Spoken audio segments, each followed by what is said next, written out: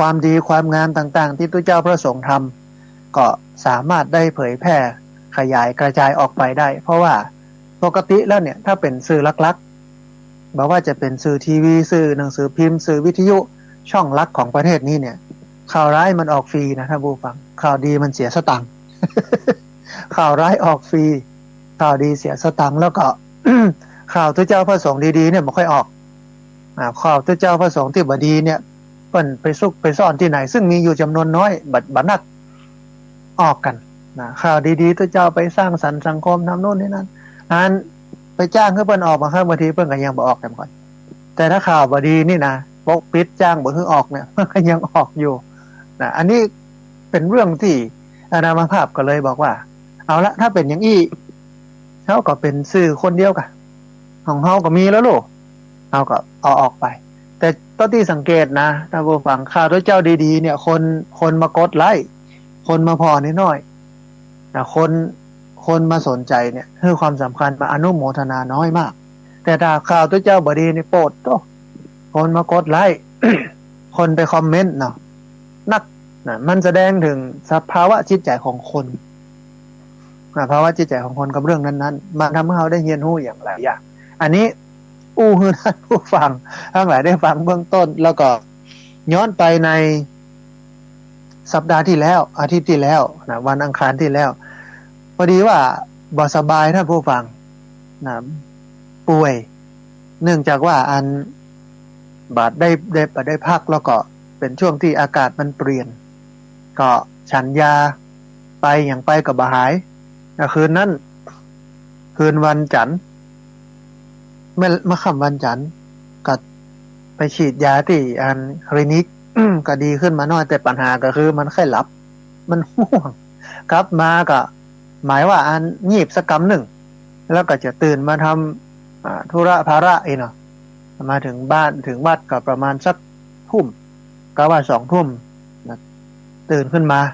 ทำภาระธุระอย่างแล้วก็ตั้งนาฬิกาปุ๊บเตรียมจัดรายการวิทยุปรากฏว่า1 ทุ่มจำวัดสะดุ้งตื่นกำหนึ่งไม่เจ้าเพีย อันประมาณสักตี 5เกิงเพียนะตี 5เกิงสะดุ้งตื่นตี 5เกิงโอ้รายการวิทยุได้จัดสักกับอันนี้ต้องขอสมาอภัยท่านผู้ฟังเป็นเพราะว่าอันสุขภาพมันบ่ค่อยดีที่สุขภาพบ่ค่อยดีเพราะว่าอากาศมันบ่ค่อยดีปีนี้ปีหนึ่งท่านผู้ฟังมันอากาศมันอึมครึม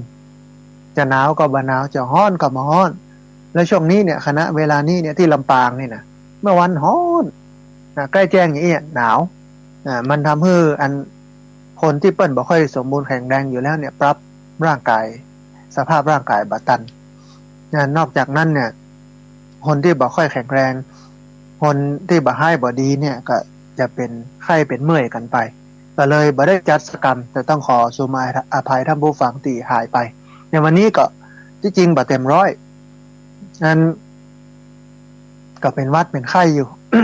ที่เป็นวัดเป็นไข้ก็เพราะว่ามันไม่ได้พักอันวันที่2 วันก่อนอยู่จังหวัดน่าน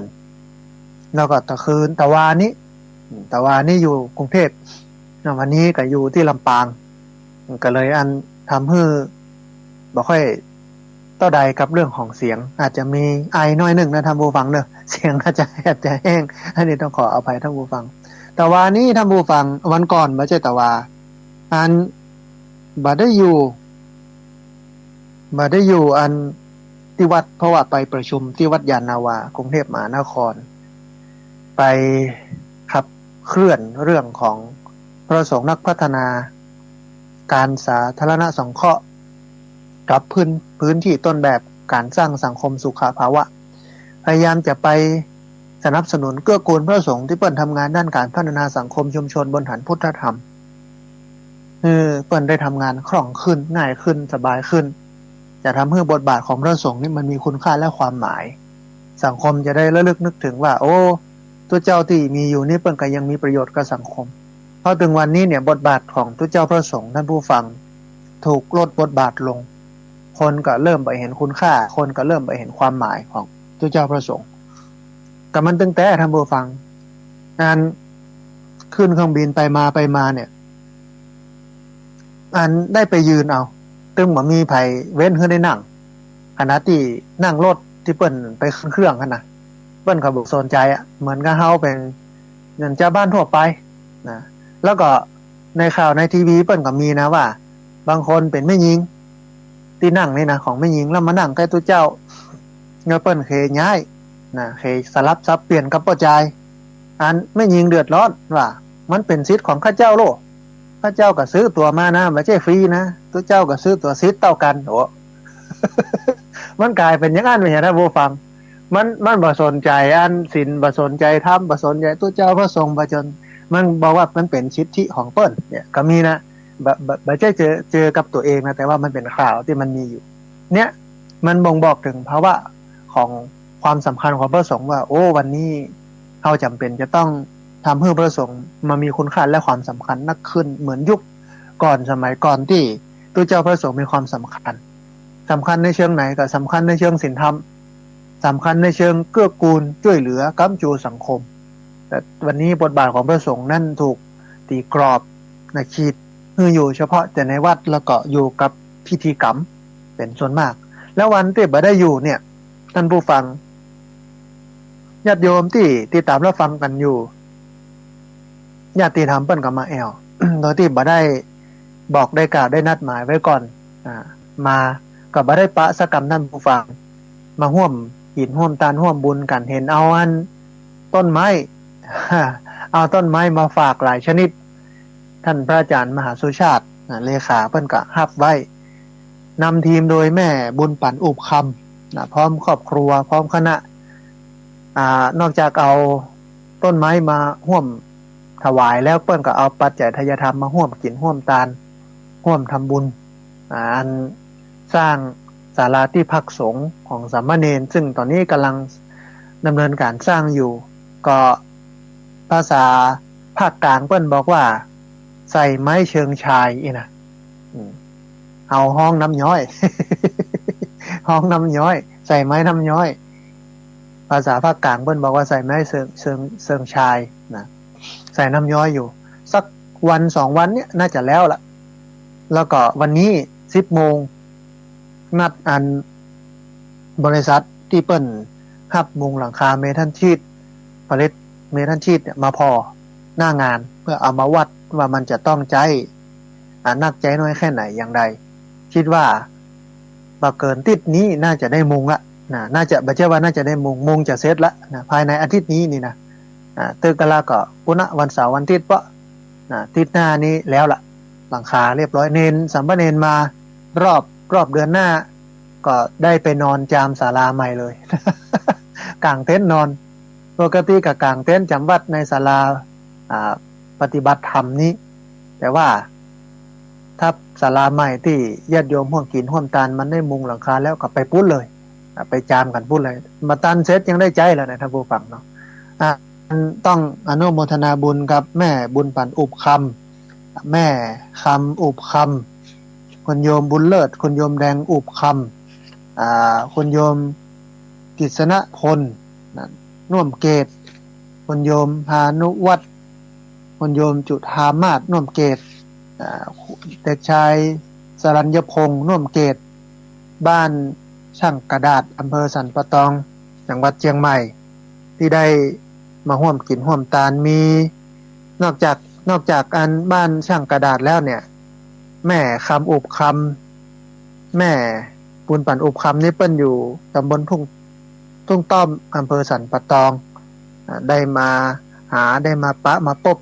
แต่ว่าบ่ได้เจอสักกันเจอกับพระอาจารย์มหาสุชาติเอาต้นไม้มาเอาจตุปัจจัยทายธรรมมาร่วมบุญสร้างกุฏิเรือนพักสามเณรแล้วก็ถ้าหากว่ามันเหลือจากการสร้างกุฏิเรือนพักสามเณรก็จะเอาไปสร้างที่รับประทานอาหารหรือว่าที่กินข้าวให้กับอันญาติโยมที่เปิ้นมาทำกิจกรรมในที่พักสงฆ์สถาบันธรรมภิวัตน์เนี่ยได้ใจกันก็หลังจากนี้ไปก็จะมีละอ่อนนะท่านผู้ฟังเยาวชน2 ตำบลอยู่ประมาณสัก 7-8 หมู่บ้านเนี่ยมาอบรมคุณธรรมจริยธรรมกันมาปฏิบัติธรรมมาศึกษาธรรมมาทำกิจกรรมพัฒนาสังคมทำกิจกรรมจิตอาสาแล้วก็ตอนนี้โรงเรียนผู้สูงอายุเปิดแล้ว ปลายเดือนนี้ก็จะมาเฮียนละนะเดือนละ2 เตื้อ2 เตื้อ2 เตื้อเตื้อละ80 คน80 คนใจทุกเดือนเดือนละ2 ครั้งครั้งละ80 คนตลอดนะแล้วก็ละอ่อนตอนแต่นต่างๆนักศึกษาต่างๆก็เริ่มทยอยมาใจสถานที่แต่มันก็อย่างที่ญาติโยมในหานที่กินข้าวมันยังบ่พร้อม แต่ว่ายังบ่มีทุนเตื้อรอทุ่มกับอันศาลาที่พักของสามเณรให้แล้วก่อนก็คิดในใจว่ามันน่าจะเหลือพ่องนิดหน่อยเอางบที่เหลือส่วนนั้นมาแปลงมาหอมแปลงทั้งเพมันก็ได้ใช้ท่านผู้ฟังนั้นก่อนที่จะอู้เอ่ยถึงเนื้อหาสาระอันอื่นย้อนไปที่คำถามที่ท่านอาจารย์พระครูอภิวัฒนวิกรมท่านได้ฝากไว้ในเบื้องต้นของรายการ2 เรื่องแรกเปิ้นก็ถามว่าหมู่พิตตี้หมู่ละอ่อนที่มันไปแอวเมื่อค่ำเมื่อคืนอย่างนี้นะแล้วก็ได้มรณะจำจากไปตายไปจะไปเกิดเป็นอย่างฮะนี่นะอันที่1เนาะอันที่2อาตานขันข้าวขันปลาเอาถวายสังฆทานไปฮื้อเนี่ยเขาจะได้ก่อฮะนี่นะก็มีอยู่2 คำถามน่าสนใจนะท่านผู้ฟังแต่ในพุทธศาสนามันก็มีหลักในการตัดสินในเรื่องนี้อยู่อย่างเช่นเรื่องจะได้อันไปตายเป็นอะไรอย่างเนี่ยจะตายไปเกิดเป็นอะไรอย่างเนี่ยอันแรกเปิ้นก็มองที่จิตดวงสุดท้ายของคนตายจิตดวงสุดท้ายของมนุษย์เนี่ยมันสำคัญท่านผู้ฟังถ้าจิตดวงสุดท้ายก่อนตายเนี่ยมันไปสัมผัสกับสิ่งใดมันไปแนบแน่นอยู่กับสิ่งใดเขาก็จะได้ไปเกิดลักษณะหรือว่าเป็นไปตามนั้นหมายความว่าถ้าจิตดวงสุดท้ายของเขาเนี่ยมันไปสัมผัสสิ่งที่มันเป็นกุศลเป็นสิ่งที่ดีเขาก็ไปในทางที่ดีได้ไปเกิดในสุขติสัมปรายภพเนี่ยแต่ถ้าจิตดวงสุดท้ายไปสัมผัสในสิ่งที่มันบ่ดีมันก็ไปเกิดในทุกขติวินิบาตนรกมันมีของมันอย่างนั้นเพราะฉะนั้นจิตดวงสุดท้ายของเขาเนี่ยมันสำคัญอย่างมากถ้าสมมุติว่าก่อนตายจิตของเขาเป็นกุศลกึศแต่เรื่องดีเรื่องงามจิตใจผ่องใสสุขสบายบ่คุณมัวบ่ว้าวุ่นนักน้ำไปเป็นศีลเป็นธรรมอันนั้นน่ะมันก็นำไปสู่สุขติสัมปรายภพไปในภพภูมิที่ดีแล้วก็ถ้าจิตดวงสุดท้ายมันขุ่นมัวมันบ่ดีมันเศร้าหมองมันเป็นทุกข์มันก็ไปเกิดในที่มันบ่ดีทุกขติวินิบาตนรกมันอยู่ที่จิตดวงสุดท้ายแต่ว่ามันเป็นเรื่องของความเคยชินท่านผู้ฟังถ้าเราสั่งสมบุญสั่งสมกุศลไว้บ่อยๆไว้นักๆแน่นอนว่าจิตดวงสุดท้ายนั้นมันก็จะไปสัมผัสกับจิตที่มันกับความเป็นกุศลแน่นอนเพราะมันสั่งสมไว้ตลอดเวลาแต่ถ้าหากว่าเราสั่งสมแต่ความบดีไว้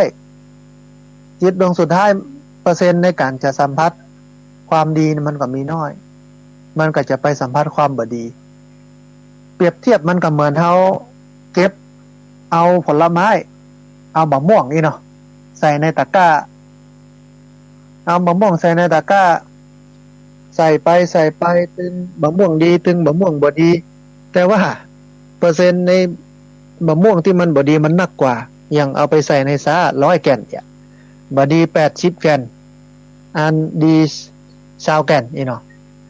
เวลาเขาจะเอามากินเนี่ยจากซานั้นเนี่ยถึงมันสูญกันโลดถึงดีถึงบ่ดีเปอร์เซ็นต์ในการที่จะได้มะม่วง บ่ดีเอามากินเนี่ยมันนักเพราะอย่างว่ามันมีถึง 80% หรอกอันที่มันดีแค่ 20% เท่านั้นก็เหมือนกันถ้าเราสั่งสมความบ่ดีไว้เยอะความดีน้อยจิตดวงสุดท้ายเวลามันจะไปจับเอาอารมณ์ที่เราสั่งสมไว้เนี่ยเปอร์เซ็นต์ในการจะไปจับเอาอารมณ์ที่มันเป็นอกุศลมันก็มีนักทีนี้ตรงกันข้าม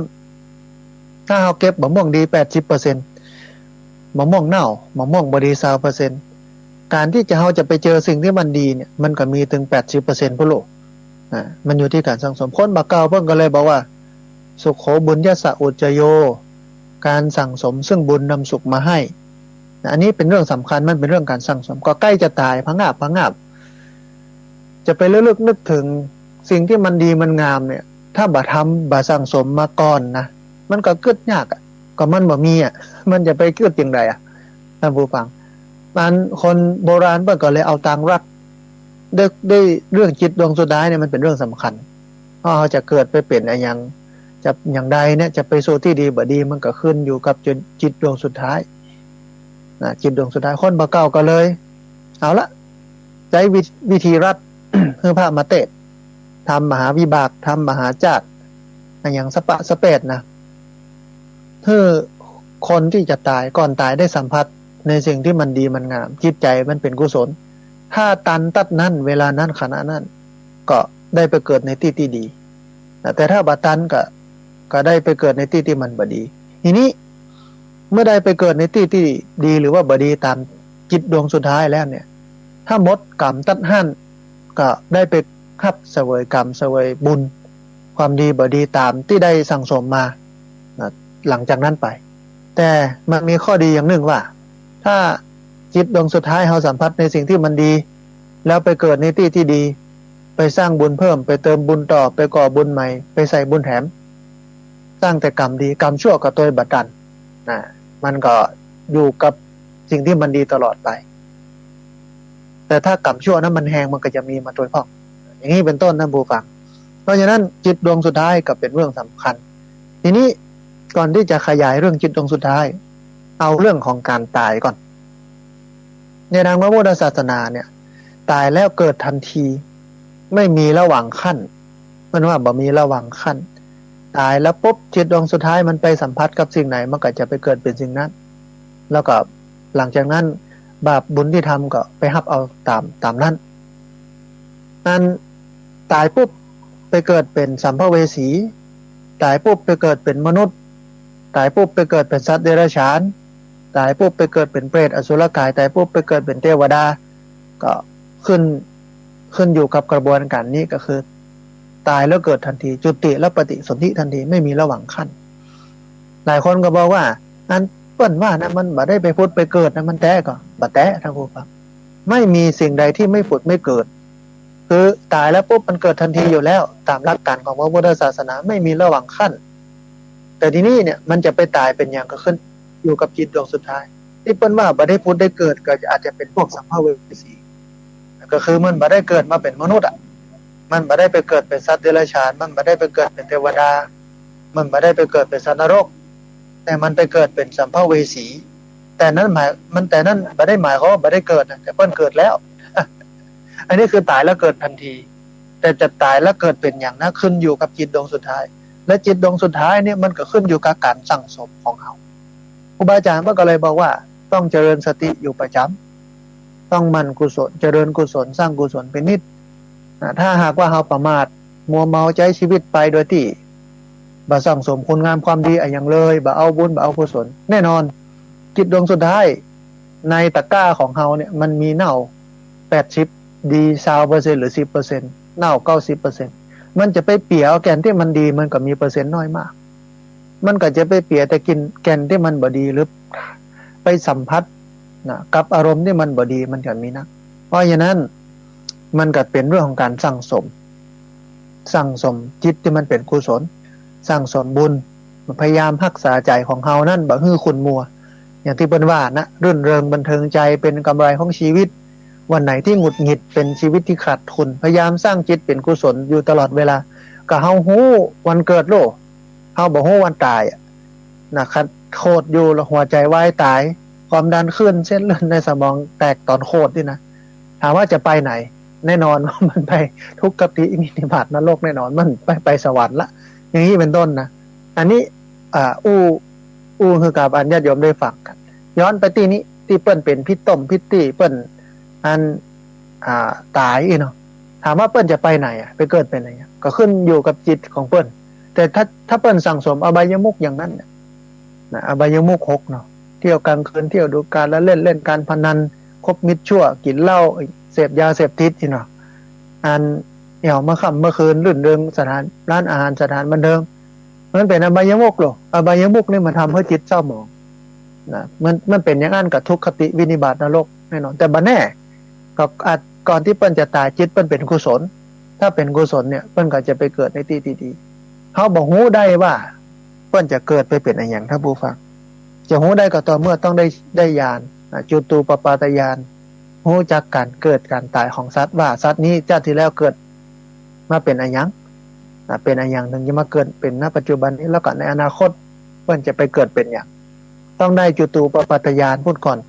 ถึงจะฮู้แต่นี้ด้วยความเป็นปุถุชนเฮาเนี่ยท่านผู้ฟังเฮาบอกฮู้ว่าเปิ้นจะไปเกิดไปตายเป็นอย่างบ่เป็นอย่างบ่ฮู้เพราะฉะนั้นการทำบุญไปให้เปิ้นแล้วทีนี้การทำบุญเนี่ยถามว่าเปิ้นจะได้ก่อได้บ่ได้เนี่ยมันขึ้นอยู่กับเหตุปัจจัยแรกเลยก็คือเปิ้นไปเกิดเป็นอะไรอย่างถ้าเปิ้นไปเกิดเป็นมนุษย์เนี่ยเปิ้นบ่ได้แน่นอนเพราะมนุษย์มีอาหารของมนุษย์เปิ้นไปเกิดเป็นเทวดาก็ได้แน่นอนเพราะเทวดาเนี่ยมีอาหารของเทวดา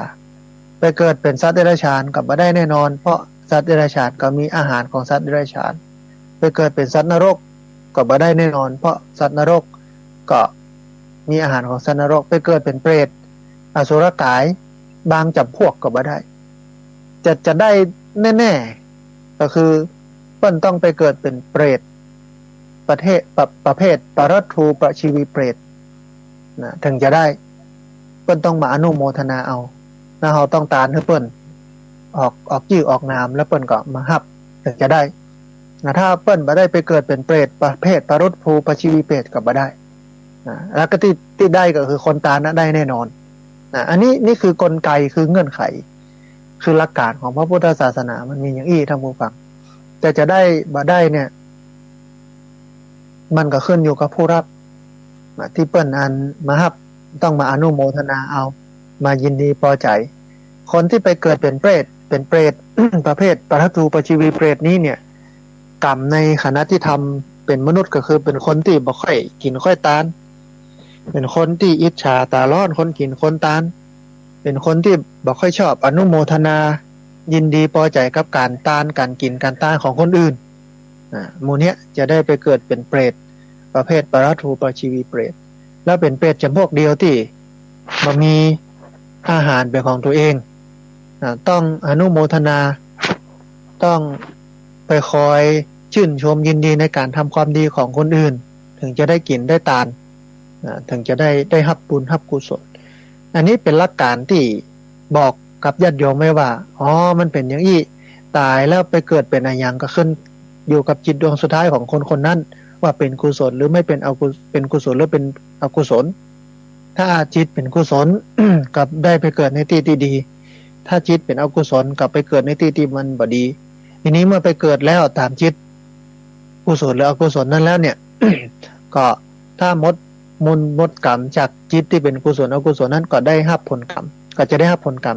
ตามที่ได้ทำมาทำดีก็ไปได้ดีทำชั่วก็ได้ชั่วตามกระบวนการนั้น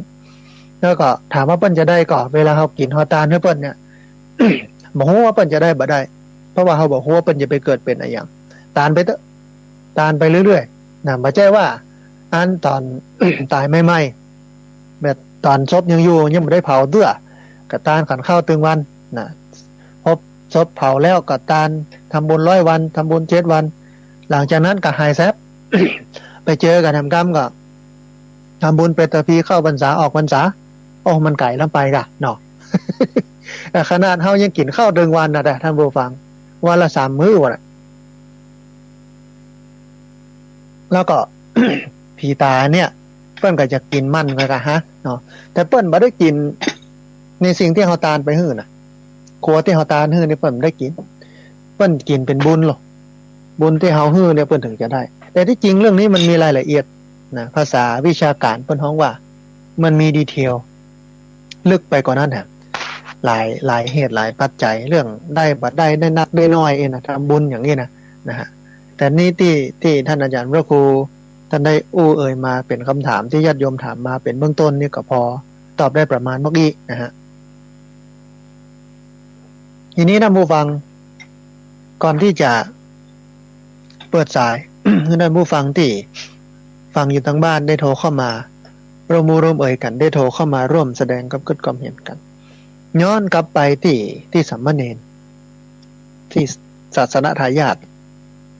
พ ผู้สืบทอดสืบต่ออายุของพระพุทธศาสนาเนี่ยท่านผู้ฟังอาตมาภาพได้ท่านผู้ฟังได้ฟังเป็นประจำว่ามันมีองค์ประกอบ3อย่างนะ1ศาสนธรรม2ศาสนวัตถุ3ศาสนบุคคลอาตมาภาพก็เป็นศาสนทายาทผู้สืบทอดสืบต่อพระพุทธศาสนาที่ญาติโยมได้ฟังธรรมะได้ความรู้เกี่ยวกับพุทธศาสนาที่มันเป็นหลักเนี่ยก็ย้อนมีศาสนทายาทได้กินได้ตาได้ก็ย้อนมีศาสนทายาทถ้าบ่มีศาสนทายาทเฮาจะไปกินไปตานที่ไหนท่านผู้ฟังศาสนาก็ล่มจบมันจะเหลือแค่ศาสนวัตถุและศาสนธรรมเนี่ยมันบ่ได้มันต้องครบ3อย่างครบ3อย่างสำคัญถึง3อย่างนั้นนะถ้าศาสนาวัตถุบ่มีศาสนธรรมบ่ศาสนาบุคคลบ่มีแต่ศาสนธรรมมันก็ปฏิบัติได้อยู่คนก็เป็นปัจเจกเหมือนกับปัจเจกกับพุทธเจ้าไปเข้าถึงธรรมตัวไผตัวมันบ่ได้สนใจไผถ้ามีแต่ศาสนาทายาทและศาสนาวัตถุบ่มีก็อยู่ลำบากมีแต่ศาสนาวัตถุสร้างใหญ่โตมโหฬารบ่มีคนอยู่ก็บัดนี้นั้นมีแต่ศาสนาวัตถุศาสนาทายาทศาสนาธรรมบ่มีก็เลอะเทอะเพราะฉะนั้นมันต้องมี3อย่างศาสนาธรรมคือคำสอนศาสนาวัตถุคือสถานที่ศาสนาบุคคลคือบุคลากรของพระพุทธศาสนาต้องครบ3อย่างทีนี้เขาจะก้ำจะจูศาสนาธรรมทั้ง3อย่างนี้ให้มันอยู่ได้และยั่งยืนอย่างใด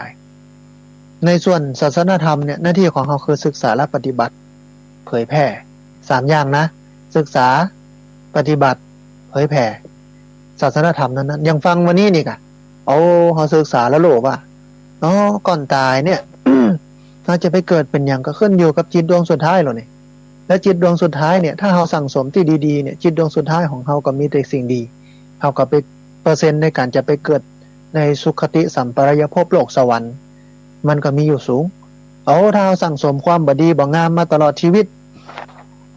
หลายเยอะเปอร์เซ็นต์ในการจะไปตายแล้วตกไปสู่ทุกขติวินิบาตนรกเนี่ยมันก็มีอยู่สูง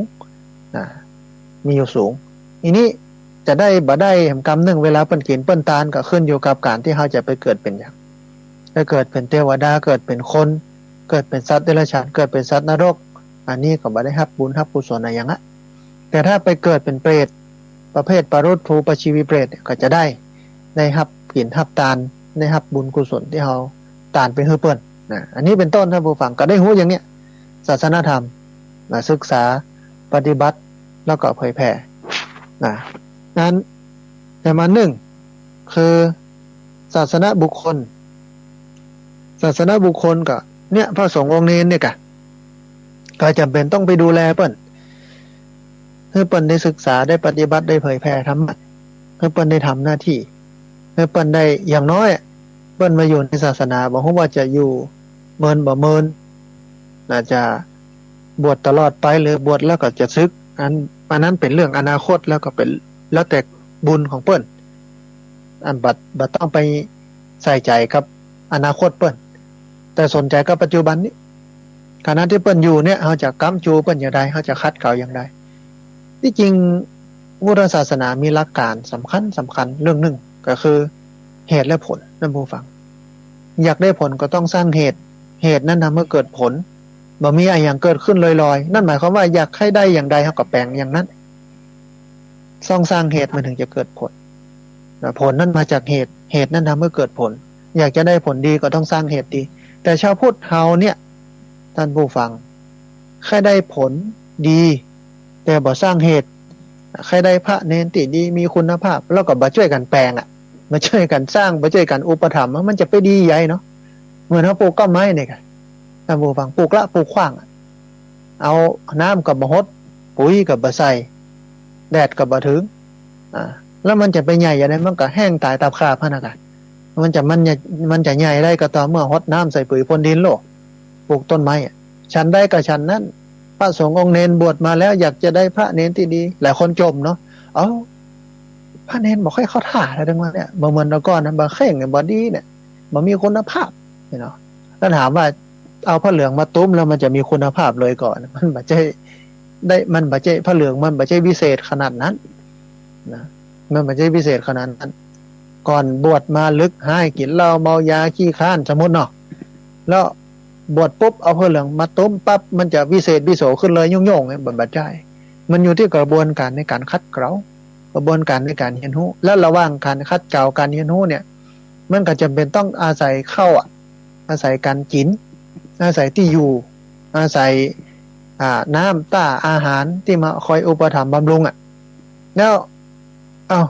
บวชมาปุ๊บก็บ่ได้ฝึกได้ฮัดได้คัดได้เก่าบ่ได้ดูแลบำรุงอุปถัมภ์ก็อยู่ไปมันก็ได้ตามเวรตามกรรมนะครับท่านผู้ฟังมันอย่าไปได้ดีใหญ่จะได้ดีก็ต่อเมื่อมันมีจัดกระบวนการ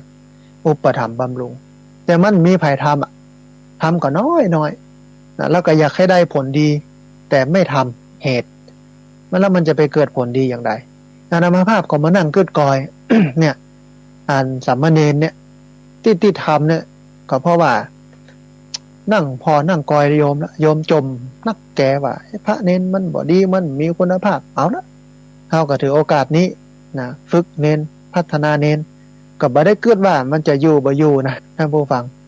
ก็เกิดเสมอว่าคณะที่เขาอยู่กับเฮาเนี่ยเขาก็คัดเขาขึ้นนักที่สุดเข้าทำนองที่ว่าบวชอยู่ก็เป็นผลดีแก่พระศาสนาซึกออกมาก็ได้พัฒนาสังคมนะบ่ได้ทำลายสังคมนะบวชอยู่แก่เป็นผลดีแก่พระศาสนาซึกออกมาก็ได้พัฒนาสังคมก็แต่บอกเนี่ยแต่พอมาทำจริงๆแล้วเนี่ยโอ้มันลำบากมันหาคนที่จะมากั๊บมาจูมันน้อยท่านผู้ฟังนะหาคนมากั๊บมาจูมันน้อยที่นักก็คือเรื่องภัตตาหารเนี่ยหลายคนก็บอกว่าบิณฑบาตคงมีปัญหาก้านะคือถ้าไปสู่ระบบการเรียนเนี่ยมันต้องใช้เวลาในการไปเรียนหนังสือมันบ่สามารถที่จะไปบิณฑบาตได้ท่านผู้ฟังก็7:00 ต้องไปละ7:00ต้องไปละก่อน7:00นี่ต้องทำภารกิจต้องฉันอย่างต้องเรียบร้อยนะบิณฑบาต6:50ถ้าบิณฑบาตนี่นะมันจะไปทันกันอย่างไรรถมารับ7:00บิณฑบาต6:50ก็จะบิณฑบาตปิกมาก็จะฉันใช้เวลา7:30แหละ7:30เลยไปเกินชั่วโมงรถมันกับบ่รับแล้วก็จำเป็นต้องทำอาหารถวายอาหารก็ส่วนหนึ่งก็ดีอย่างหนึ่งคือเน้นปลูกช่วยกันปลูกพักคักไม้แต่ช่วงนี้มันแรงนะผู้ฟังโอ้แรงแต่แรงว่า การปลูกบ่ค่อยขึ้นก็มีคณะเห็ดหอมมีกะหล่ำนะอยู่หั่นที่ปลูกกันนั่นเองนะตอนนี้กำลังลงมาแต่งลงมาทั่ววันก่อนนี่เดือนก่อนลงมาทั่วเดือนนี้มาฉันมาทั่วตลอดรายการดีที่งานกฐินงานผ้าป่าเนี่ยญาติธรรมได้เอาเข้าสารมาตานมาถวายกันเอาอันบักกั้นเข้าละตอนนี้นะมากั้นกลับแล้ว กั้นกลับเดือนหนึ่งก็ใช้จ่ายสูงอยู่พอสมควรแล้วก็เนี่ยบอกกล่าวญาติโยมมาห่วมกินห่วมตานกันเนอะมันได้ใช้ถึงวันเลยซ้ำช่วงนี้เนี่ยมาอยู่เดือนละ15 วันท่านผู้ฟังเดือนละ15 วันสามเณรเดือนละ15 วันมาอยู่ตัว15 วันแล้วก็เป็นไว้กินตอนนี้เหลืออยู่ประมาณกับ20 รูปนะเหลือ20 รูปก็เนน20 รูปมาอยู่15 วันเนี่ยมันจะมกใดเนี่ยการกินกันอยู่เนี่ยเนาะแต่ก็กึดว่าโอ้จะพูดเฮาถ้านับในประเทศไทยประชากรประเทศไทยนี่มีอยู่70 ล้านเอาชาวพุทธแค่40 ล้านคนพอละนะ40 ล้านคนที่เหลือก็เป็นศาสนาอื่นอย่างนี้นะ40 ล้านคนเนี่ยหอมคนละบาทวันละบาทได้กับ40 ล้านบาทแล้วเนี่ย กุ้งไปหมูจะกินเจนกิจาดแต่มันบ่ได้อย่างอันเนี่ยเนาะมันบ่ได้อย่างอันนั่นบ่ได้มหอมอย่างอันเนี่ยก็เลยโอ้วิดขาดเกินกระบวนการบ่ค่อยสมบูรณ์กองทัพเดินได้เลยด้วยท้องมันหิวมันอย่าไปได้ยัยกินบ่อดอยากๆนะบ่ค่อยอิ่มค่อยเต็มนี่นะแล้วก็ถามแล้วก็อยากให้มีคุณภาพแล้วก็นอกจากเรื่องของงานศาสนาทายาทศาสนาบุคคลแล้วศาสนาวัตถุที่อยู่ที่อาศัยก็ลำบากกินก็ลำบากอยู่ก็ลำบากแล้วมันจะเอาคุณภาพที่ไหนมาถ้าผู้ฟังมันจะไปเต็มเม็ดเต็มหน่วยมันจะไปเต็มเต้งใดๆเนาะเหมือนข้าวเนี่ยค่ะหว่านไปแล้วปลูกไปแล้วหญ้ากับบลกเปิ้นปุ๋ยกับใส่มันจะไปงามไปดีอย่าได้มันก็รีบหมดเสียงเนี่ยเราต้องมาเข้าใจไหมว่าอยากจะได้ผลต้องสร้างเหตุนั้นมันทำให้เกิดผลแต่ที่ผ่านมาต้องขอบคุณต้องอนุโมทนาบุญกับญาติโยมที่มากินมาตานกัน มาร่วมบุญร่วมกุศลมาสร้างสรรค์กันตอนนี้ก็เริ่มดีขึ้นเรื่อยๆนะที่อยู่ที่อาศัยเริ่มจะอยู่ตัวละนะเรื่องอาหารการกินเนี่ยยังเขาว่ากันคำหนึ่งว่ามันพร้อมมันครบอย่างไรไม่อย่าไปถึงขั้นตุเจ้าพระเนรได้ญาณาคนเดียวนะท่านผู้ฟังอันนั้นยุ่งแล้วเนอะ อันนั้นยุ่งละหลายคนเปิ้นกระโจมไว้ไม่อยากศรัทธาบ่ค่อยอยากศรัทธากับย้อนพระเนรบ่ดีอาตมาภาพก็บอกว่าถ้าโยมจะแก้ปัญหาด้วยการหันหลังเพื่อศาสนาเนี่ยมันเป็นการแก้ปัญหาที่ผิดเหมือนกับอันปู่ศาสตร์ไปลบขี้หมาแก้ปัญหาที่แท้จริงก็คือต้องมาแก้นี้สร้างให้พระให้เนรมีคุณภาพนี้ถ้าพระเนรบ่ดีก็สร้างให้พระเนรดีอ่ะนะสร้างพระเนรบ่มีคุณภาพก็มาสร้างให้พระเนรที่มันบ่มีคุณภาพเนี่ยเพื่อมันมีคุณภาพนี่ต่างหากเป็นสิ่งที่เราควรทำดังนั้นต้องอนุโมทนาบุญกับญาติโยมที่มาร่วมกินร่วมทานกันจึงได้หันหน้าจึงบ่ได้หันหน้าจึงมาหาจึงบ่ได้มาหานี่นะร่วมสร้างสรรค์สังคมกันบ่ใช่ของง่ายท่านผู้ฟังกับคนเนี่ยสอนคนฝึกคนมันบ่ใช่ของง่ายนะมันเป็นเรื่องละเอียดอ่อนมันต้องใช้ความเพียรความพยายามสูงก็ปกติต้องตื่นก่อนเขานะตี 5ทำวัดสวดมนต์เจ้าเนี่ยตี 4ต้องตื่นละต้องดูแลต้องห้องต้องอย่างต่างๆตี 5ก็ตื่นทำวัดสวดมนต์จะจิตจะเหนื่อยจะยะการอย่างใดมาต้องมานั่งนำเขาสวดต้องไปเสาะหาคำสอนต้องปาเขาทำงานต้องรู้อุปนิสัยใจคอของแต่ละคนสามีสาวคนก็ต้องรู้จักสาวคนว่าเป็นอย่างไรตัวนี้จุดดีจุดบ่ดีข้อไหนเป็นข้อเด่นข้อไหนเป็นข้อด้อยที่คนจะปรับปรุงต้องไปพอไปก่อยเพิ่นเอาธรรมะอันอย่างไปคัดไปเก่าเพิ่นรับผิดชอบอันไหนอย่างใดโอ้ไม่ใช่เรื่องธรรมดาแต่ทำแล้วมันคุ้มอย่างไรคุ้มที่ศาสนาเขาจะได้มีผู้สืบทอดสืบต่อถึงแม้จะบวชจะซึกไปก็ตามก็เป็นคนเข้าใจธรรมะเป็นคนวงในเป็นคนที่เข้าใจกระบวนการเข้าใจ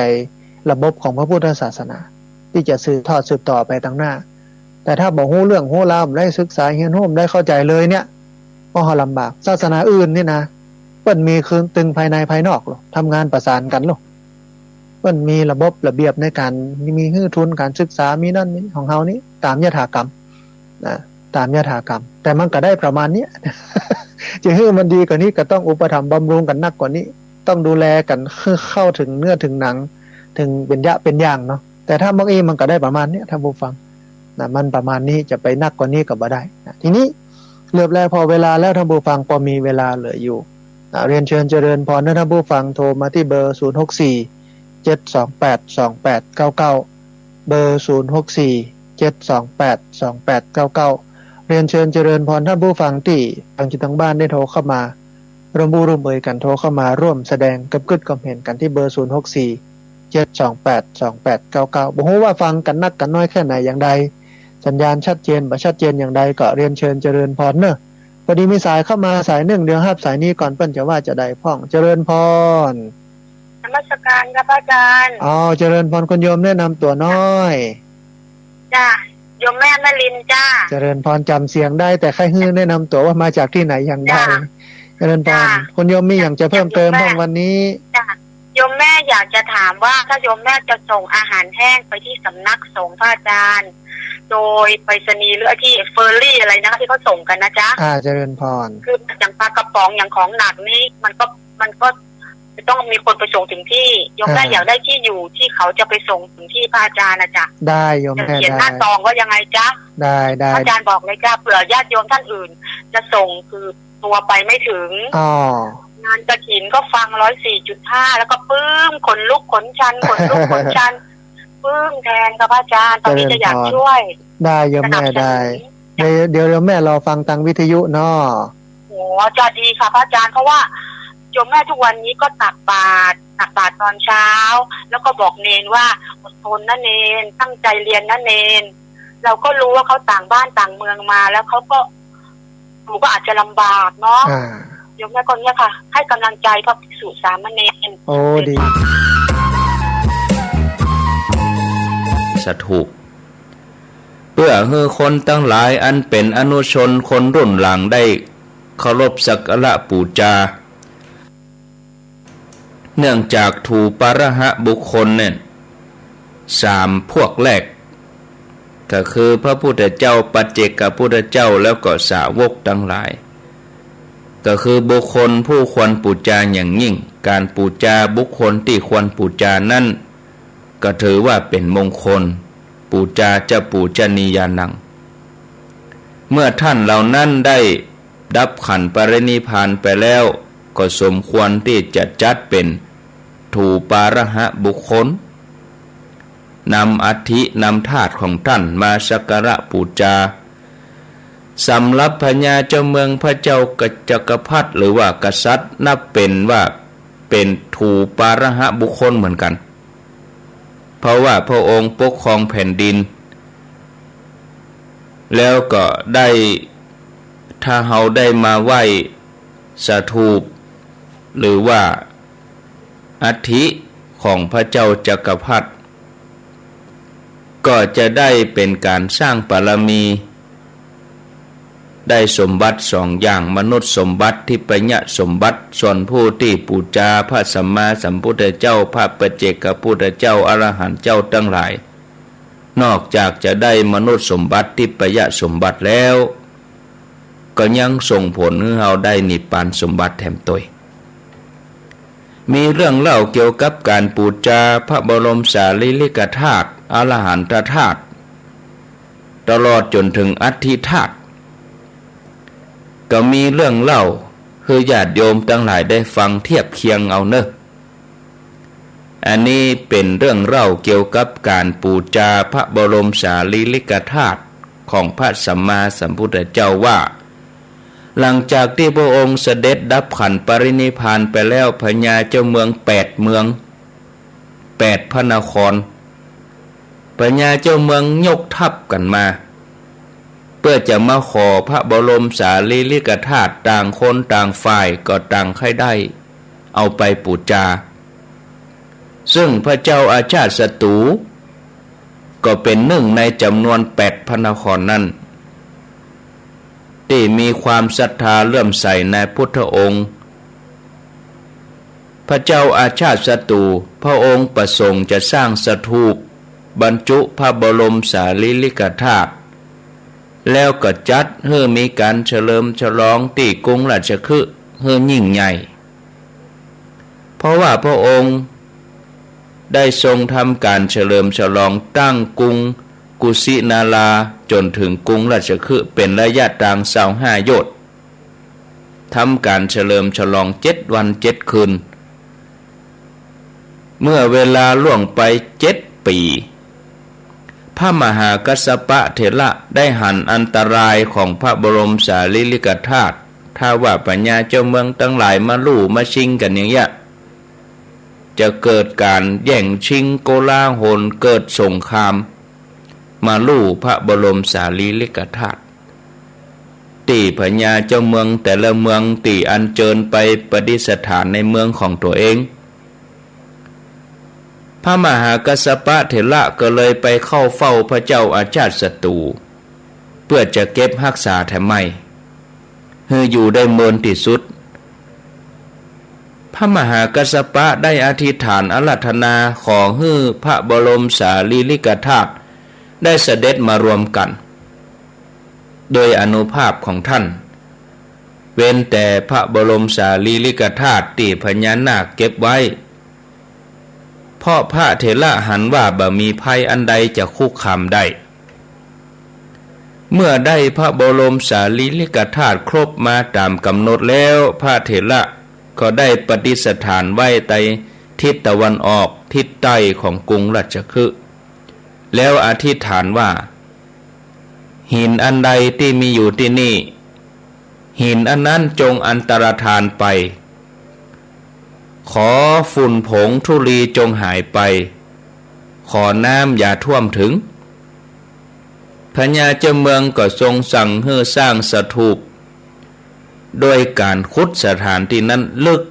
ถึง80 ศอกแล้วก็ก่ออิฐ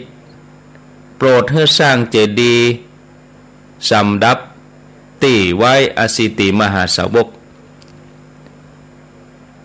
ป ปลายบ่ปอบ่เจ้าแต่นั่นก็ปูเครื่องลาดโลหะสร้างพระอบที่ทำด้วยไม้จันเหลืองแล้วก็แปลงพระสถูปไว้อย่างละ8 องค์ท่านผู้ฟังญาติโยมเฮามาพอวิธีการบรรจุพระบรมสารีริกธาตุของพระเจ้าอาชาติศัตรูเนี่ยก็จะพบว่าพระเจ้าอาชาติศัตรูพระองค์ทรงประดิษฐานด้วยความเคารพเลื่อมใสพระองค์ทรงบรรจุพระบรมสารีริกธาตุไว้ในพระอบไม้จันเหลืองจากนั้นก็ทรงใส่พระอบจันเหลืองลงในพระอบจันเหลืองแถมจันหนึ่งแล้วก็ใส่พระอบจันเหลืองนั่นลงในพระอบจันเหลืองเป็นจันมีลักษณะซ้อนกันจากน้อยไปหาใหญ่ซ้อนเรียงกันรวมกันเป็น8 ใบ8 พระอบแล้วอันใหญ่ก็เอาซ้อนไว้สุดท้ายพระองค์ทรงใส่พระอบถึง8นั่นลงไว้ในสถูปจันเหลือง8 สถูปทรงใส่สถูปจันเหลืองถึง8 สถูปไว้ในพระอบจันแดงแถมจากนั้นทรงเฮื่อใส่ในสถูปจันแดงแล้วก็ทรงนำไปใส่ในพระอบงาต่อจากนั้นก็เฮื่อใส่ในสถูปงาจากสถูปงาก็ใส่ในพระอบรัตนะเป็นแก้วใส่ในสถูปแก้วแล้วก็ใส่พระอบทองคำพระอุบทองคำพระอบทองคำพระอบเงินสถูปเงินทับทิมแล้วก็ใส่เป็นแก้วพลึกเมื่อครบเจดีย์แก้วพลึกแล้วเป็นขั้นตอนสุดท้ายพระองค์ก็โปรดให้สร้างเรือนยอดทำด้วยแก้วบนเรือนแก้วนั่นก็สร้างเรือนที่ทำด้วยทองคำทัดออกมาก็เป็นเรือนเงินเป็นเรือนทองแดงบนเรือนทองแดงนั่นก็จะโรยเม็ดทรายทำด้วยแก้วตึงมดเกลี่ยดอกไม้น้ำดอกไม้บกไว้1 ปันดอกแล้วก็โปรดให้สร้างชาดกบันทึกประวัติต่างๆ500 ชาดกคือพระเจ้า500 จัดที่อาตมาภาพเอามาอ่านเอามาให้ญาติโยมเขาฟังช่วง6 โมงเจ้านะแต่96เขานี่เธอจะไม่ได้ยินหรอกเอามาช่วง6 โมงเจ้าถึง7 โมงอันนี้ก็เกี่ยมาประวัติของอสีติมหาสาวกพระเจ้าสุโธทนะพระนางสิริมหามายาจัดตลอดจนถึงสหชาติถึง7บันทึกไว้ทำด้วยทองคำแล้วก็โปรดให้ตั้งหม้อน้ำด้วยทองแล้วก็เงินอย่างละ500 หม้อประทีปทองประทีปเงินทรงใส่ไส้ผ้าเปลือกไม้ไว้ในประทีปเหล่านั้นบรรจุด้วยน้ำหอมพระมหากัสสปะก็อธิษฐานว่าขอพวงมาลัยอย่าเหี่ยวกลิ่นหอมนี่อย่าหายประทีปนี่จงโชติช่วงตลอดไปอย่าได้ดับเลย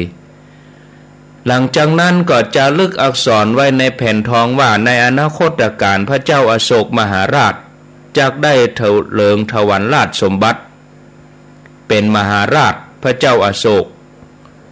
พระองค์จักกระทำพระบรมธาตุเหล่านี้ให้แผ่กว้างไปปัญญาเจ้าเมืองพระองค์ก็นำเครื่องประดับตึงมดของพระองค์มาปูจาจากนั้นก็ปิดประตูทองก้องตรากุญแจที่เชือกผูกไว้ทรงวางแท่งแก้วมณีแท่งใหญ่ไว้ที่หั่นโปรดให้จารึกอักษรไว้ว่าในอนาคตการพระเจ้าแผ่นดินที่ยากจนจงถือแก้วมณีแท่งนี้กระทำสักการะพระบรมธาตุทั้งหลายเถิดท้าวสักกะเทวราชทรงหันเหล่าบรรดาพุทธบริษัทมีความเลื่อมใสต่อพระพุทธเจ้าท้าวสักกะเทวราชพระองค์ปรารถนาอยากได้บุญพิเศษ แล้วจะบ่ฮื้อพระบรมธาตุนี้อันตรธานไปไหนเพื่อจะได้เป็นพุทธานุสติสำหรับพุทธบริษัททั้งหลายท้าวสกเทวราชก็ได้ห้องวิสุกรรมเทพบุตรบอกมาแล้วก็สั่งว่าพระเจ้าอาชาติศัตรูเนี่ยทรงเก็บพระบรมสารีริกธาตุแล้วท่านจงตั้งกองรักษาการไว้ให้ดีอย่าให้ไผได้ล่วงล้ำดินแดนศักดิ์สิทธิ์อันนี้จงรักษาพระบรมธาตุนี้ไว้จนกว่าจะถึงยุคสมัยพระเจ้าอโศกมหาราชเนอท้าวเวสสุกรรมเทพบุตรก็รับเทวองค์การก็ลงจากเทวโลกแถลงกายประกอบกายเป็นรูปไม้มีโครงร่างให้เคลื่อนที่ได้ถือพระขันสีแก้วพลึกเคลื่อนตัวได้เร็วเหมือนลมปกปักรักษาบ่ให้มนุษย์แล้วก็อมนุษย์มาล่วงล้ำในเขตนี้แล้วก็เนรมิตประกอบกายรูปไม้ใหม่ก็ได้ติดฉลิมสลักไว้เอาศิลาล้อมไว้เดี๋ยวกันเนอะญาติโยมวิทยุดับก็ว่าจะได้เจริญปนเจริญปนท่านพระครูว่าจะได้กำลังอู้อยู่เนี่ยจัดรายการอยู่น่ะอ๋อผมเนี่ยผมขอนอกสายนอกสายมันได้เตอะจัดรายการอยู่อู้อยู่ออกวิทยุเนี่ยอยู่ที่ไหนอยู่ไหนอยู่ที่ไหนเงินนะครับว่าจะนมัสการท่านพระครูอ่ะอยู่ที่ไหนอ่ะอยู่ที่ไหนไม่ให้เงินครับไม่ให้เงินครับเอาไว้ปุ่นหลัง5 โมงก่อนทุกโทรมาเนอะถ้าจะธุระหลังไม่แสดงไว้ปุ่นแบบเปิดวิทยุนี่แบบฟังกันเลยถ้าคนเปิดวิทยุก็เปิดก็จะหูก็บะปิดโทรศัพท์นะเขาก็ถ้าปิดก็เป็นเวลาเปิ้นโทรมาวิทยุดับเนอร์เขาก็จะบ่ฮู้เนาะแต่ถ้าว่าเหตุฉุกเฉินถ้าเปิ้นจะโทรมาก็โทรถ้าบอกว่าวิทยุดับเนอร์เขาก็จะย่างอู้เพราะว่าวิทยุดับบ่ฮู้จะอู้ไปยังหยังเนาะอันนี้นะก็เลยจะต้องได้เปิดโทรศัพท์เราไว้อันนี้เปิ้นคงจะมีอย่างสักอย่างก็เอาไว้พุ่น5 โมงกว่าโทรมาและแถมอย่างนึงก็เหมือนกันอ่ะบางทีจะมาเอวหานี่เสียเวลาน่ะ 2-3 วันก่อนนี่ไปสอบปปลาวก็คนก็มาเอวหาด้วยก้นก็ปะผิดหวังไปอันนี้ถ้าจะมานี่โทรมาเหี่ยก่อนโทรมาล่วงหน้าเหี่ยวันจะไปเอวหาเน้อท่านพระครูเวลานั่นเวลานี้ไม่ใช่ว่าบอก9 วันแล้วบอกเวลานั่งท่าเป็นวันค่ำอันนี้ก็ถูกกะเวลาบอกวันดีๆไม่ใช่ว่า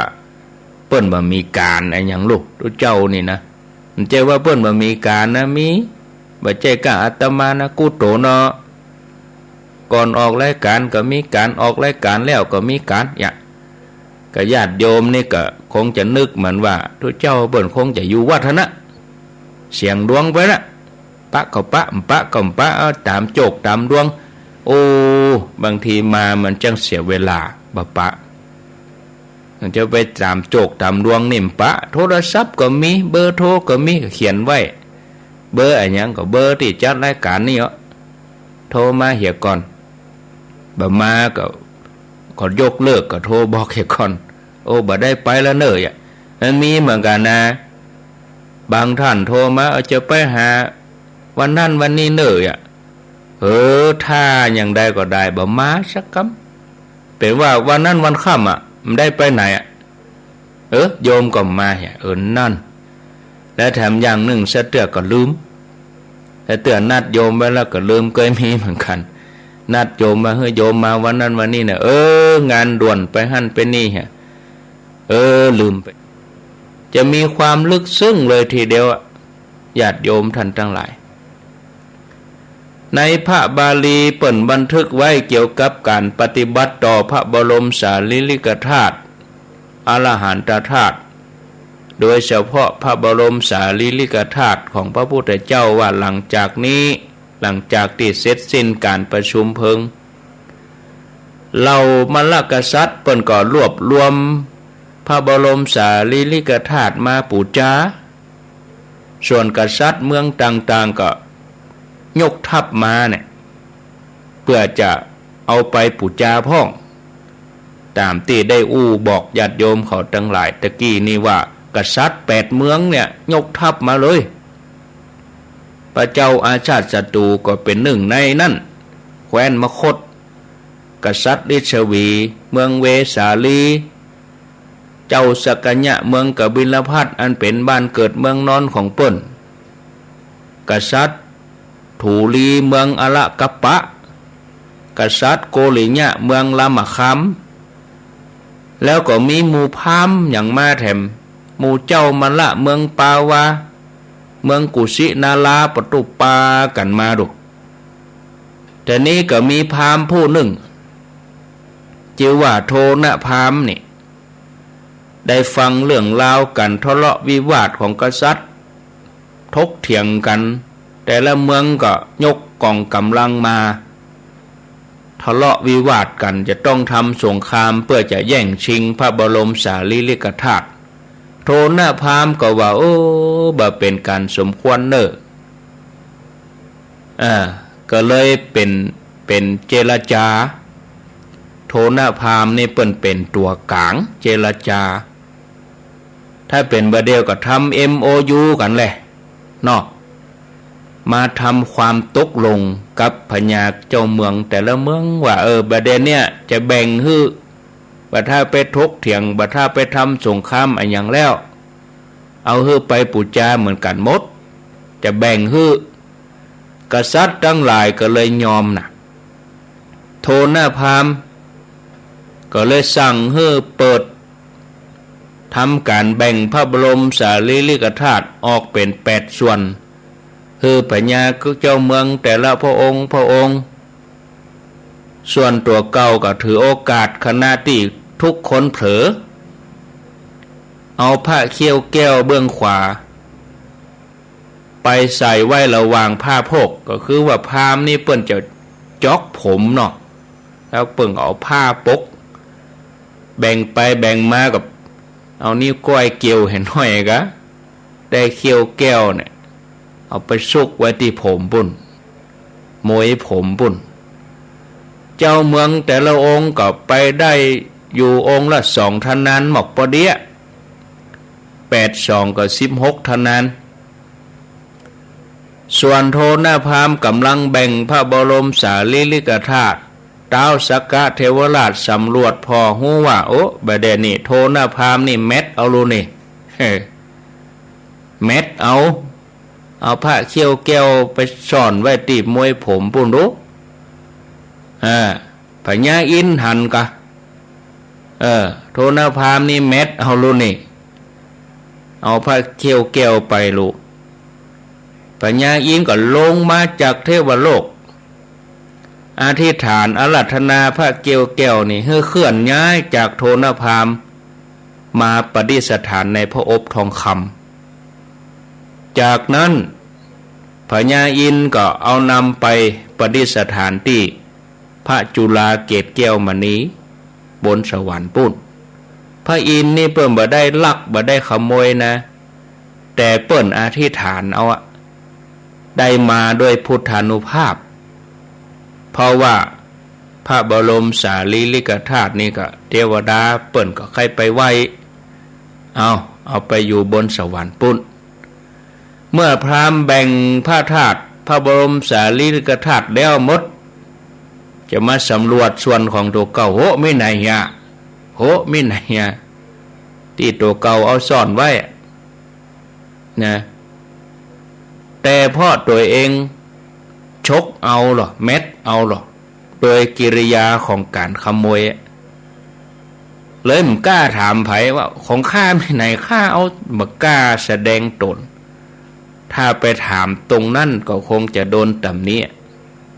นะคือคนอื่นจะต้องตำหนิตัวเองบ่สามารถจะรักษาพระเขี้ยวแก้วไว้ได้พอหันเพียงธนานทองคำที่บรรจุพระธาตุก็เลยขอเอาธนานที่เปิ่นเอาอู้ง่ายๆก็คือว่าตัวที่เปิ่นเอามาตักตวงตักส่วนเอามาภาชนะได้เพียงแค่ภาชนะสำหรับแบ่งเท่านั้นได้กับภาชนะสำหรับตักแบ่งนะศรัทธาญาติโยมท่านทั้งหลายก็มีปัญญาเจ้าเมืองแห่งองค์หนึ่งคือเจ้าโมหลิญะเจ้าโมหลิญะนี่อยู่เมืองปัพพลิวันก็ได้ยินว่าโอ้พระพุทธเจ้าเสด็จดับขันปรินิพพานที่เมืองกุสินาราก็ทรงทูตมากะทรงทูตไปหาเจ้ามัลละเมืองกุสินาราเพื่อจะไปขอพระธาตุไปขอพระบรมสารีริกธาตุจะเอาไปไหว้ไปสาคือคนได้ไหว้ได้สาจะได้มีติเปิ่งนี่เนาะแต่เนื่องจากว่าโทนพามได้แบ่งไปหมดแล้วก็เหลือกับพระอังคารต่ออันพระอังคารนี่ก็คือขี้เต่าเนาะพระอังคารนี่นะพระอังคารก็คือเท่าก็มีอยู่มีคือส่วนย่อยๆนะหมู่ทูตมาแล้วเนี่ยจะได้อ่ะบ่ฮื้อก็เสียเที่ยวเนาะเกิดว่าดีกว่าบ่ได้อันอย่างติดมือไปโทนพามก็เลยจวนหมู่ทูตหมู่นั่นไปกวาดไปเพี้ยวเนาะตีเปิ้นถวายพระเพลิงไปกวาดไปเพี้ยวพระอังคารคือเอาปกไปปูจาพระสถูปบรรจุพระบรมสารีริกธาตุในสมัยแรกนั้นมีเพียง8 แห่งต่ออันรวมที่บรรจุธนานทองแล้วก็ที่บรรจุพระอังคารนั่นก็เป็น10 แห่งเมื่อกษัตริย์แต่ละพระองค์เปิ่นได้อัญเชิญพระบรมสารีริกธาตุปิกไปแล้วต่างฝ่ายต่างเมืองก็แปลงเจดีย์เนี่ยเฉลิมฉลองกัน7 วัน 7 คืนนี่ท่านผู้ฟังอันนี้ส่งของการได้บูชาพระบรมสารีริกธาตุเอาเหมือนอย่างญาติโยมเขาอยู่เชียงใหม่ญาติโยมก็พอไปตะวันตกเวลาตะวันจะตกเขาก็หันเงาพระธาตุไว้สุเทพเขาหันอยู่ไกลเวลาตะวันขึ้นเขาก็หันท้องเนี่ยสีท้องเนี่ยญาติโยมไปตังเมียงเป่าเป้าเชียงไฮ้ขับรถเวลาแรงเมื่ออี้เนี่ยไปตังดอยสะเก็ดก็หันธาตุพระธาตุดอยสะเก็ดเหลืองอารามไปไกลวัดไกลว่าที่ไหนเฮาหันเฮาก็ยกมือไหว้ด้วยใจศรัทธาบ่ใจของพอดีพอให้เนอะญาติโยมเนอะถ้าปูจาด้วยใจเริ่มใสแท้ๆเนี่ยโอ้ญาติโยมมีตัวอย่างของพระ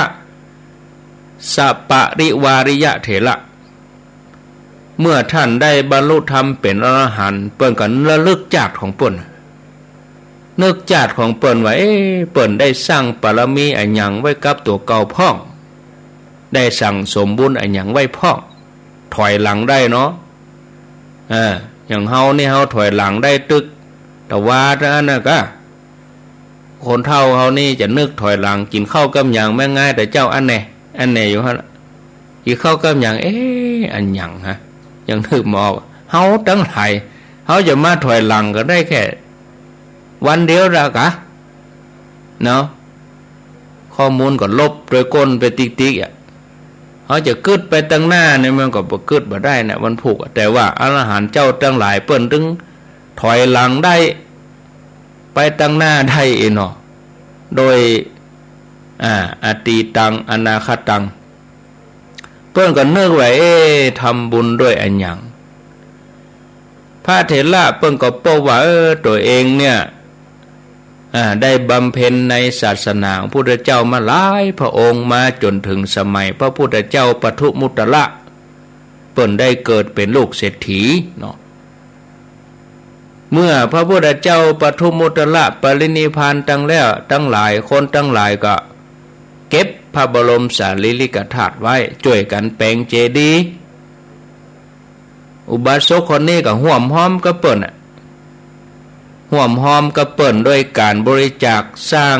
เฮือนครอบเจดีย์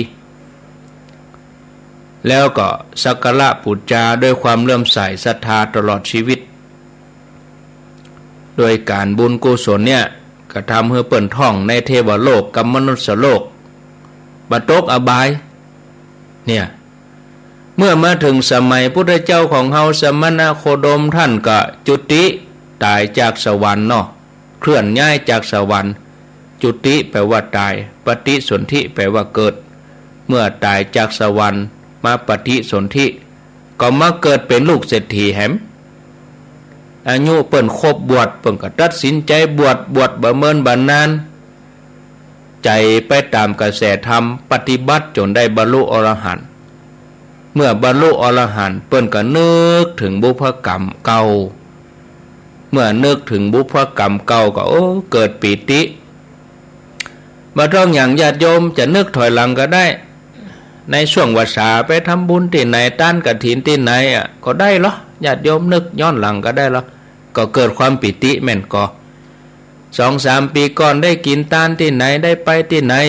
ญาติโยมก็สามารถนึกได้ด้วยบัดเดี๋ยวนี้มันมีโทรศัพท์ถ่ายรูปได้เฮาก็ถ่ายรูปอย่างที่บอกท่านทั้งหลายจะไปถ่ายละถ่ายขวางนะเฮาถ่ายเฮาพอแล้วอันใดประทับใจเฮาก็เอาไปเข้าร้านให้เขาแปลงเป็นใบออกมาเฮาก็มาทำถ้าเป็นละอ่อนนี่เปิ้นห้องว่าฟอร์ตฟอริโอคือแฟ้มสะสมงานเป็นภาพประวัติศาสตร์รูปถ่ายไว้ทางซ้ายเขียนสถานที่วันเวลารายละเอียดอยู่ด้านขวาเฮาซื้อแฟ้มมาเฮาเก็บติดไว้เขียนรายละเอียดไปที่ไหนไปตันที่ไหนเปิดพอปุ้นตอนที่เฮาไปไหนบ่ไหวปุ้นก็เป็นการย้อนหลังได้เหรอโทรศัพท์นี่เฮาจะไปเอาฝากไว้กับมันเต็มได้นะบางทีมันรู้มามันก็หายหมดนะข้อมูลนี่มันจะรู้ก็รู้นะเขาแปลงมาเฮือเปลี่ยนใหม่มันจะแปลงมาเฮือซ่อมนะโทรศัพท์เดียวนะไม่อุ้ยเด้อโทรศัพท์รุ่นใหม่นี่นะทางที่ดีก็เอาไปใส่แผ่นเอาไปฮือร้านปุ่นปิ้นออกมาเขาก็เอามาเก็บไว้เนาะแต่ก่อนเพิ่นมีเหรอฟิล์มเพิ่นมีเก็บไว้เหรอเดียวบ่มีโทรศัพท์มีของแต่ละคนแต่ละท่านโดยอานิสงส์ที่ได้บูชาพระเจดีย์พระบรมสารีริกธาตุเนี่ยพระเถระเจ้าเปิ้นก็เลยเกิดเป็นเทวดานะศรัทธาญาติโยมมาจนถึงได้เป็นอรหันต์นะมีนามว่าสัมมันตะมีปฏิสัมภิทาอภิญญาจนได้เป็นอรหันต์จากเรื่องที่เล่าให้ฟังนี้เขาจะหันว่าอานิสงส์ของการบูชาพระบรมสารีริกธาตุ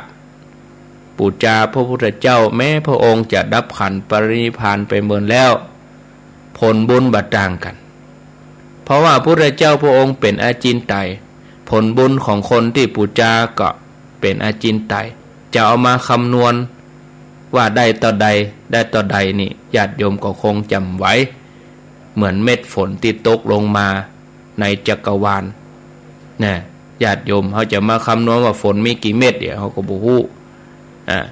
เพราะฉะนั้นญาติโยมเฮือมันสักการะบูชาปฏิบัติบูชาอามิตรบูชานะเฮาได้ลุกขึ้นมาเมื่อเจ้าไหว้พระสวดมนต์ก่อนนอนเฮาไหว้พระสวดมนต์ขณะที่ฟังครูบาอาจารย์เฮาก็ฟังด้วยความเคารพฟังด้วยจิตใจที่อ่อนน้อมฟังไปพิจารณาไปอันนี้ก็เป็นบุญเป็นกุศลสำหรับญาติโยมทุกท่านทุกคนแล้ว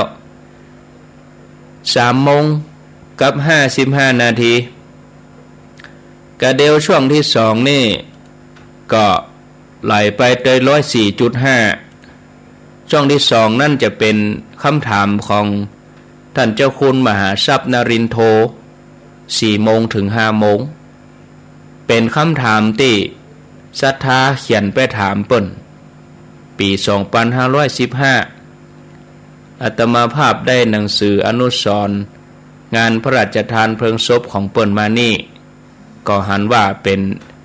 ป็นสาระความรู้ดีเนาะอนุสรณ์เปิ้นพระราชทานเพลิงศพเมื่อ24กุมภาพันธ์2553ก็จะนำมาเล่าให้ท่านผู้ฟังได้ฟังวันนี้เป็นปัญหาของป้อน้อยท่านันใจบ้านทรายมูลตำบลทรายมูลอำเภอสันกำแพงเชียงใหม่มีอยู่ 3-4 คำถามแล้วก็เป็นคำถามของคุณอินชวนตาลคำมูลอันนี้เปิ่นมีบ้านเลขที่เรียบร้อยบอกฮู้ว่าโยมคนนี้เปิ่นจะอายุต่อใดแล้วก็ว่าลูกหลานเปิ่นฟังอยู่เนาะเป็นคำถามของคุณอินชวนตาลคำมูลบ้านเลขที่26/1บ้านต้นเปาตำบลต้นเปาอำเภอสันกำแพงเนอะก็เดี๋ยวจะเอามาอู้เนาะพอเวลาแล้วก็คงจะต้องได้ลาศรัทธาไว้ก่อนสำหรับญาติโยมที่ฟัง FM 96.0 ลาไว้เพียงเท่านี้นะและการต่อไปก็ฟังท่านพระครูวัดทุ่งปะเก็ตท่านพระครูไพศาลสุตตกรท่านพระครูวัดทุ่งปะเก็ตเปิ้นจะมาต่ออาตมาถ้าจะฟังอาตมาก็ไล่ไป104.5เนาะที่วัดไฟหินส่วนที่แม่แจ่มก็อยู่ที่เก่าเนี่ยแล้วก็เมืองฝางก็บ่ต้องไหลไปไหนเตื้ออยู่ที่เก่านี่วันนี้มันได้วางสายเนอะญาติโยมทั้งหลายเนาะลากันไปก่อนที่ FM 96.0 พักฉันน้ำกำเดียวปิกไปปะกันชั่วโมงที่2ที่ FM 104.50ถ้ามีคนฟังก็จะอู้ต่อถ้ามีคนฟังก็จบข่าวเนาะอนุโมทนาเจริญปอน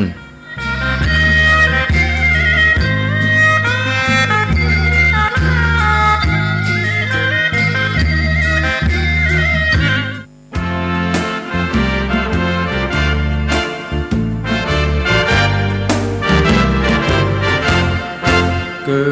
ดเป็นคนอย่าเห็นแก่ตนและดี